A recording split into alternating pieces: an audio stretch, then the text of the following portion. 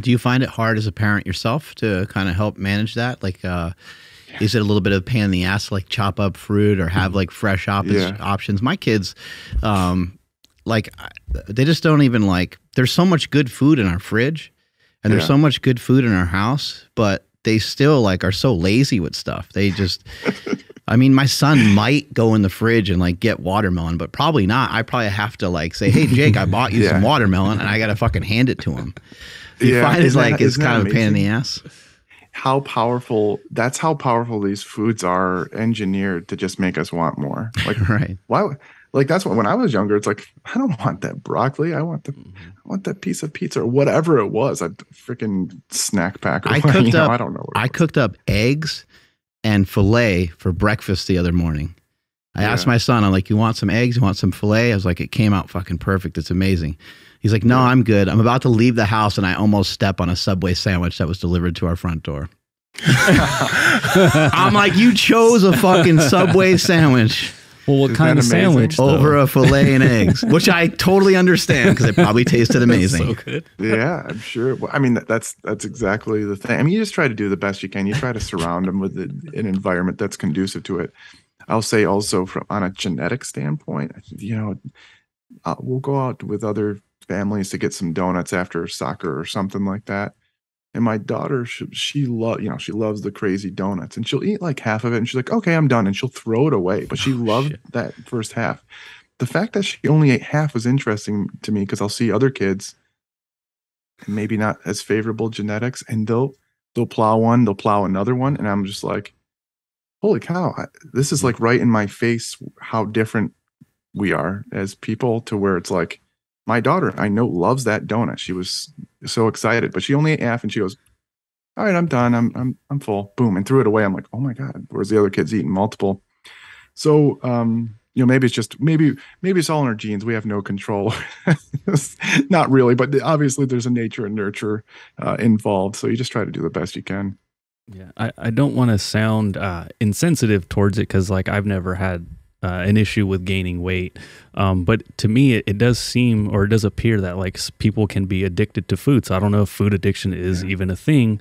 Maybe you can help us out with that. But also like for the person that maybe they're not even coming to you, like maybe it's somebody that we want to have a conversation with, or somebody listening wants to have a conversation with in regards to like, okay, they're not moving around. They don't really have much going on. But after dinner, which the dinner wasn't even that healthy anyways, but they look forward to that bucket of Ben and Jerry's, right? And without it, Yeah. they're unhappy. Without it, they don't feel them like they're themselves anymore. Yeah. When it gets to that point, I kind of would be like, well, shit, maybe this person is addicted to the food. So if that's the case, like, what's that conversation like? Like, how can you bring someone back from kind of relying on that extra treat towards the end of the day? Yeah. Oh, great question. I love it because, you'll see this very staunch evidence-based fitness people be like, "There's no such thing as Hmm. food addiction. You're just eating too much." And I'm like, have you ever had like Doritos? Like, what are you talking about?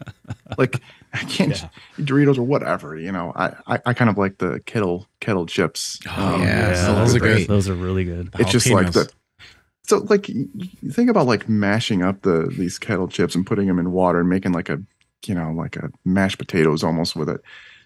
It's pretty much the same thing. You just added water, but it doesn't taste as good. So there's all sorts of properties about these foods that make us want them more. The crunchiness, the saltiness, the little bit of fat that they put in, and then the Yeah. starch. I get so excited with stuff like that too. I'm already thinking about other combinations. Yes. I'm like, I Salad. could Yeah, dip I that used in to- cheese, or I can dip that in ranch. I was It's thinking gonna of be- dip too. Yeah. Yep. That's right where my mind goes to. I need more combinations. Like this, Yeah. this Dorito doesn't pack quite enough flavor. I need even more on top of it. Yes, these foods they're designed to do this, and so I'm not going to play this whole like conspiracy theory of like big food is taking over and whatever. But like they kind of in a certain way. So I would say sure, maybe food's not addictive. Well, we can call them addictive. Like it doesn't really matter. There's similar pathways in the brain that control this. I was talking about the reward center in our brain, the reward pathways, and that's why like hey, alcoholism, smoking, these types of things. Some of the drugs that we have, they're older drugs for weight loss. Some of the drugs that we have actually have been used for smoking cessation, alcohol cessation, and some of these drugs that are now being used for the obesity, these GLP-1s, they actually reduce some of these other addictive substance abuse activities like smoking and alcohol and probably other things, even gambling. I think they're going to start studying this stuff for. So in these types of patients, so first of all, I validate how they're feeling. I think the wrong way to think about this is like, there's no such thing as food addiction. This person's telling you, I'm having trouble stopping myself from eating Ben and Jerry's after each meal, despite being relatively full. And you're going to tell them there's no such thing. Clearly, there's some driver for them to want to do this, despite having that satiation, that feeling of feeling satisfied and not shouldn't want any more food. But there's something else in their brain that's basically driving them to want to do this, even when they know it's harmful to them too. So I think at the very least, we validate what they're feeling. And I would say there are pathways in our brain that may indeed drive us to want to eat even more in some of these foods that are extremely yummy. We're wired to want to eat these highly, very yummy, highly palatable, whatever you want to say, foods. And then there are techniques in terms of psychological techniques and therapies that you can try to do. But I'm a big pharma shill, and I use drugs in these patients all the time. It's amazing because they will say like, oh my gosh, I just didn't feel like having that Ben and Jerry's or whatever it is. I just don't feel like it. You made me feel normal.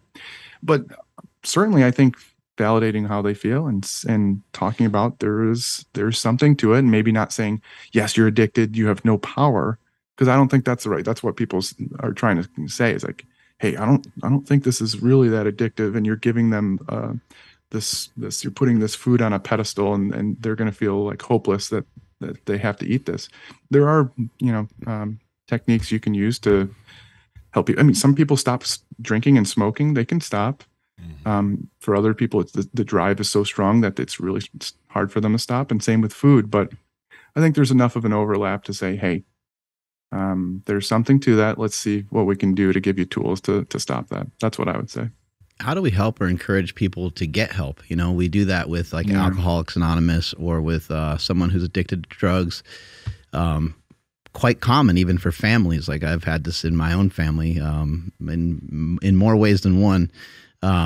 Where we've had like interventions. Actually, we've had way too many now that I think about it.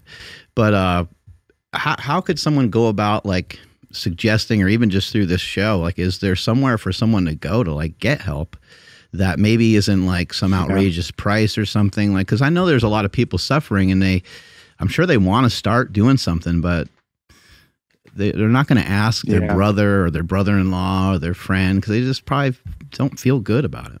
Power Project family, how's it going? Now on this podcast, Mark, Andrew, and I, we talk about fasting a lot. We talk about the ketogenic diet and a lot of different types of diets, but Bubs Naturals has a product. They have the collagen protein, which is amazing. They have these apple cider vinegar gummies, which are like crack, but they have they have these MCT oil powder packets that I've never used to do this, but in the morning I'll wake up and I'll put it in coffee, and the smoothness, number one, in terms of the mixing is amazing, but the consistency of my energy through the day because of the MCT oil powder is peak. Andrew, how's your experience with it? Yeah, no, that's exactly it. It's like the best way to start the day. You're satiated, you're energized, and you're just ready to crush the day. So if you guys want to get in on this MCT oil powder, head over to bubsnaturals.com, and at checkout, enter promo code PowerProject to save 20% off your entire order. Again, Bubs Naturals, promo code PowerProject to save 20% off. Links to them down in the description, as well as the podcast show notes. Yeah, this is where this destigmatizing thing. So the big thing with mental health, depression, taking the stigma away from it. Like, there are a lot of people are struggling right now. There's a lot of people that struggle with alcohol. Let's take away the stigma around it. People don't like to talk about it because they're embarrassed. In terms of food, the same thing, taking away the stigma around obesity and the struggles.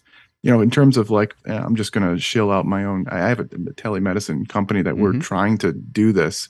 It's called Sequence. So joinsequence.com is our where we do these weight loss medicines online and try to make it in the comfort of your own home, because what happens is that a patient will go to their doctor. They'll finally muster up the courage to talk to their doctor about it. And the doctor would be like, I don't get it. Well, you're just not trying hard enough. You just need to eat more spinach and chicken. I'm not kidding you. There's a doctor that I worked with. One of my patients had to see them for a cold, and they brought up their weight. And the doctor was just like, why can't you lose weight? You just need to eat egg whites, spinach, and chicken. Like, what are you doing? And they were so distraught from it. So, Disgusting. It'd be nice to, it's just, egg whites and spinach. That is disgusting. Let's just be honest there. So like, imagine going in, you're already embarrassed about it. And the doctor says that, whereas like, you just want, you want some help. And now just knowing that there are tools out there that can help is the first thing, destigmatizing obesity and saying, there are obesity specialist doctors out there, the abom.org. You can find one near you if you didn't want to go to like my telemedicine thing. But knowing that there is help is a good step. Pat Project family, we appreciate you checking out this clip. Check out another one. Just go check out another one. Or comment down below and let us know what you liked about this one. But we love you guys, and we're going to keep bringing you the heat. So comment, subscribe, and all that good stuff, okay? Peace.